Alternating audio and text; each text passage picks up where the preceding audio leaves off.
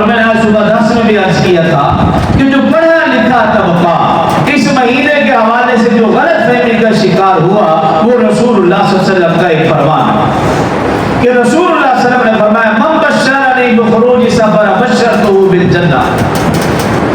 یہ روایت پڑھی جاتی ہے بلکہ گھڑی جاتی ہے.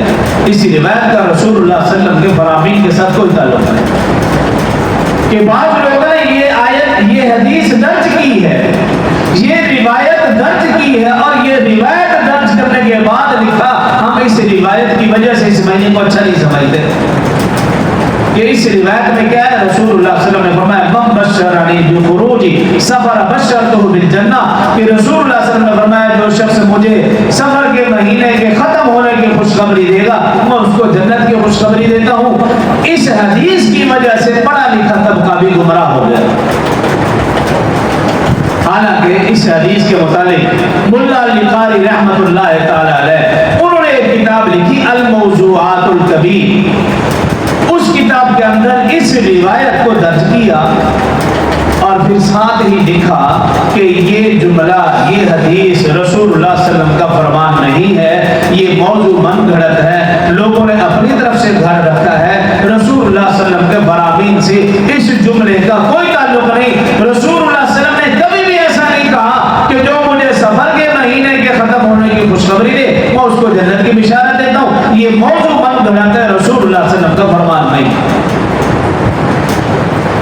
اور اگر اس کو رسول اللہ صلی اللہ علیہ وسلم کا فرمان تسلیم کر بھی لیا جائے ہے تو نہیں, لیکن اگر ان لوگوں کے بقول اس کو رسول اللہ صلی اللہ علیہ وسلم کا فرمان اگر مان بھی لیا جائے تب بھی اس جملے سے یہ ثابت نہیں ہو رہا کہ نعوذ باللہ یہ مہینہ منحوس اور برا ہے یا اس مہینے میں کوئی مصیبتیں پریشانیاں نازل ہوتے ہیں, ایسا پھر بھی کچھ نہیں.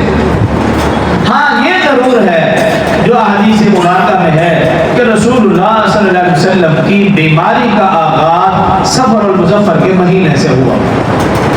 ذی الحج کے مہینے میں رسول اللہ صلی اللہ علیہ وسلم نے آخری حج فرمایا. محرم کے مہینے میں آپ مدینہ المنورہ تشریف لائے. صفر کے مہینے میں رسول اللہ صلی اللہ علیہ وسلم کی اس بیماری کا آغاز ہوا جو جان لیوا ثابت ہوئی.